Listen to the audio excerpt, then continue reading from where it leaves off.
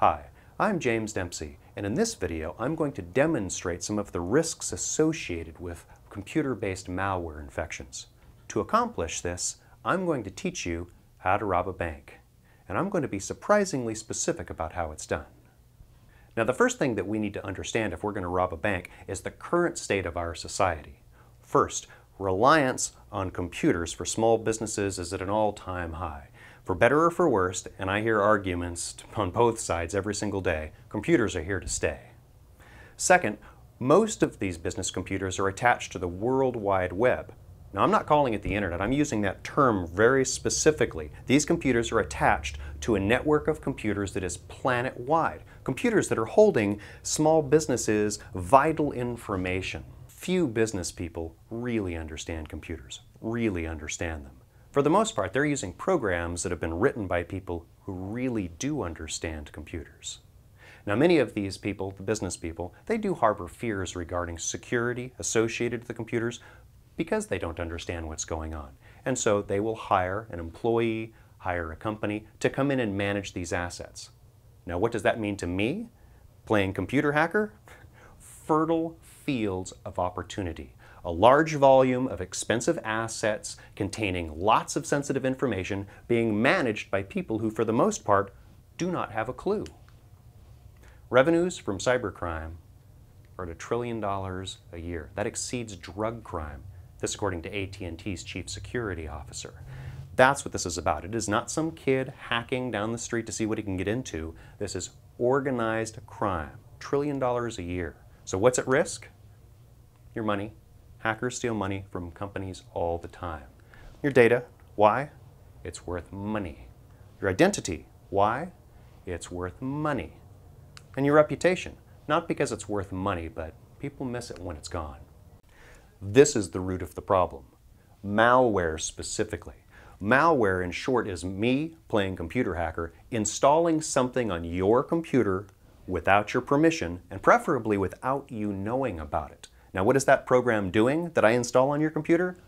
Who knows? That's the point. It's being stealthy. It's being secret. Take a look at this graph here. This represents the number of unique malware instances according to one particular antivirus organization. Now, from 2004 to 2008, the number of instances are about flat. But from 2008 to 2009, the whole world changes. The way the hackers attack computers change. Now, the question is, how many companies actually modified their defensive stance against hackers back in 2008? Very few. So this is what it comes down to. Okay, I have malware, I have spyware. So what? How can this affect me? I know how it affected these guys.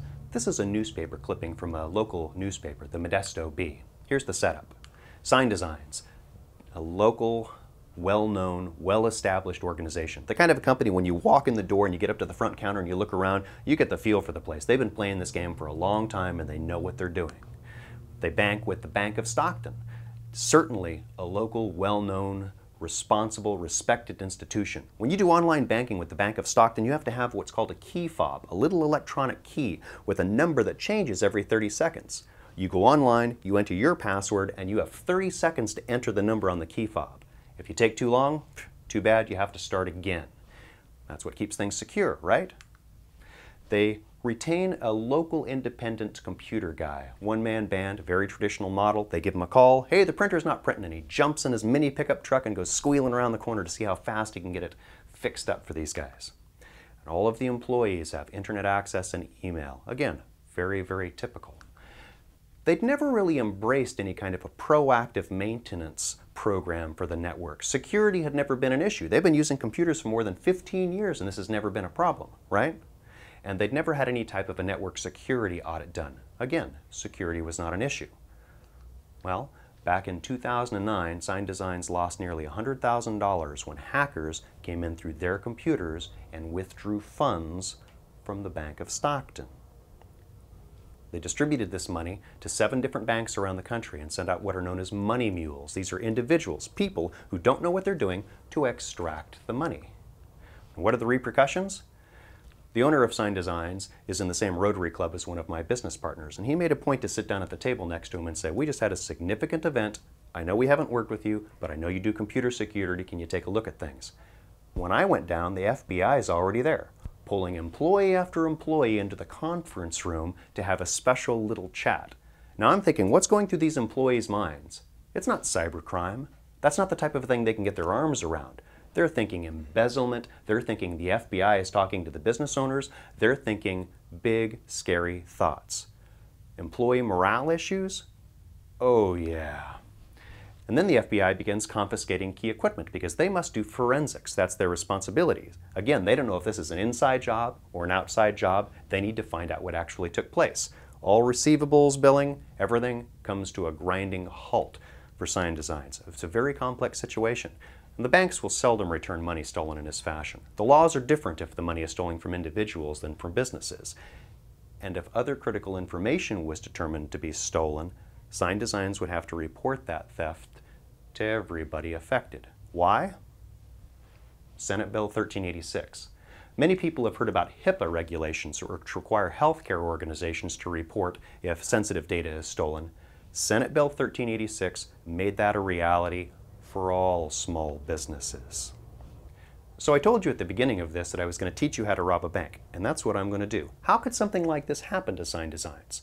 Well, I'll tell you what, I'm the hacker, and I am in Ukraine, and I want to hack the Bank of Stockton through a computer in Modesto. In order to accomplish this, I need three specific things. I invite you to watch a series of other videos that will talk about how you as an organization can protect yourself, how you as an individual can protect yourself, and substantially minimize the risk associated to internet-based malware. Thanks for watching.